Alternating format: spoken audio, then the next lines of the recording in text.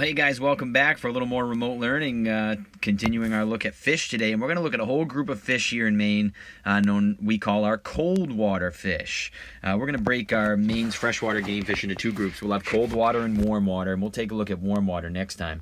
One of the things I want to make sure you know is that in our class feed, I posted a really important PDF, basically a book. It's a document called Fishes of Maine, and it has information on all of Maine's game fish, cold and warm water, and that'll be really helpful for our profile assignments we're going to be doing for the next few classes. So just know that Fishes of Maine book is posted to our class feed, and it's available for everybody there. Make sure you maybe download that to iBooks so that you have it on your iPad and you're able to use that as a resource to complete your profile assignments. And we'll talk more about that a little later. So let's jump in and talk about Maine's cold water game fish. Remember that term game means that we hunt or fish for a creature for food or sport. These are really desired fish around the state, and Maine is a very traditional cold water fishery.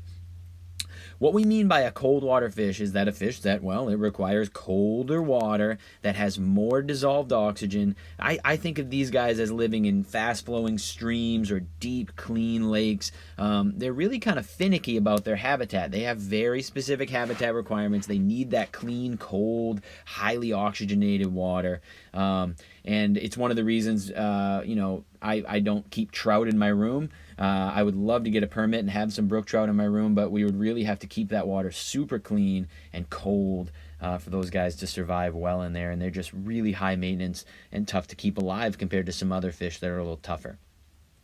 So we have a whole bunch of cold water fish around southern Maine. I would normally, be requiring you guys to learn and identify all of these. By far our most common around here in southern Maine, because it's stocked heavily, would be the eastern brook trout, Salvelinus fontinalis, one of my favorite fish in the state. And these guys are native. And one of the dead giveaways on the brook trout are those pink spots with purple halos and those worm-like markings on their back. Those are called vermiculations. Brook trout are truly beautiful fish. The close relative of the brook trout we have around here, and one of our largest, or probably our largest cold water fish in Maine, state record's over 32 pounds, or right at 32 pounds, 31 something, is the lake trout. Deeply forked caudal fin on that guy, the lake trout, and similar vermiculations to a brook trout, but they don't have any of those pink spots with purple halos, not quite as colorful as a brook trout. Important thing to know, in Maine, we call that fish a togue.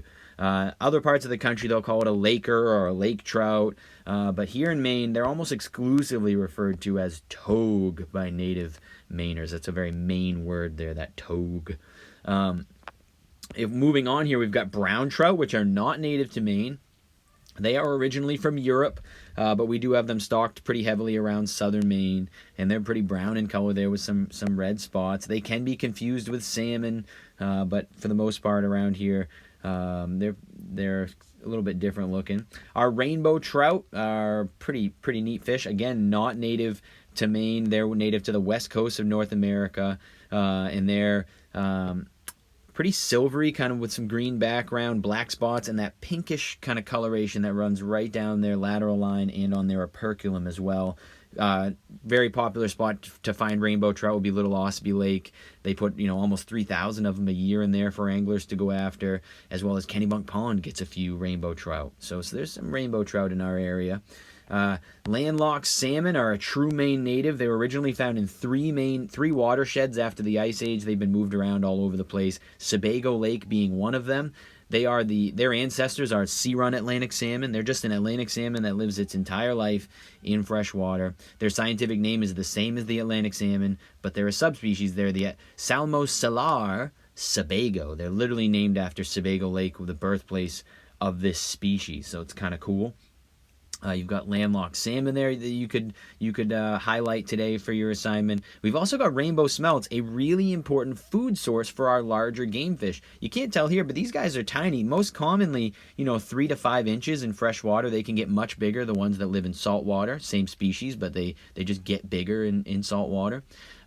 So the rainbow smelt, really important food source for things like salmon and brook trout and lake trout. All of our cold water predatory fish really rely on these little guys as an important food source. And then finally, kind of the random misfit of our cold water fish is the cusk.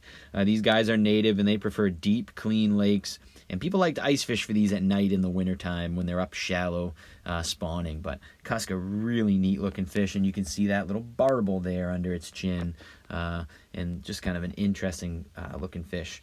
So cold water fish are slightly more threatened than our warm water fish just because they're more finicky about habitat requirements. They require really high quality water, and they require free-flowing stream habitat in most cases for reproduction, which can be a little tricky with our modern landscape. So because of this, Inland Fisheries and Wildlife has kind of come to the rescue. They stock cold water fish all over the state. And arguably, without Inland Fisheries stocking cold water fish, we wouldn't have any in southern Maine. The fishing pressure is just too great to have these guys naturally reproducing and supporting the amount of people out fishing for them for food. So we stock, millions and millions of brook trout, brown trout, rainbow trout, lake trout, and landlocked salmon every year in Maine waters. And one of the important things I try to stress to kids is that we stock these fish for you to catch. Our stocking program is funded by people buying fishing licenses, so the fishermen are literally paying for the fish that are being put out there. The goal of every one of these fish, in 99% of the cases, is for you to catch. That's why they're put there. So Inland Fisheries puts fish out there for anglers to catch. That's the whole point of the thing. So hopefully you've enjoyed a quick look at Maine's cold water game fish. Your assignment today is to do a species profile on one of these cold water game fish that we've introduced today. Make sure it's a cold water fish from our list that we went through. And use your Fishes of Maine book. I can't stress that enough. It's posted to our class feed. All of the information you need for your profile is found in that book. So let's say you were doing the lake trout. You could open up Fishes of Maine, and you could find all of the information in your profile assignment right in that Fishes of Maine book. So use that book posted to our class feed to complete your assignment. And if you have any questions, anything at all,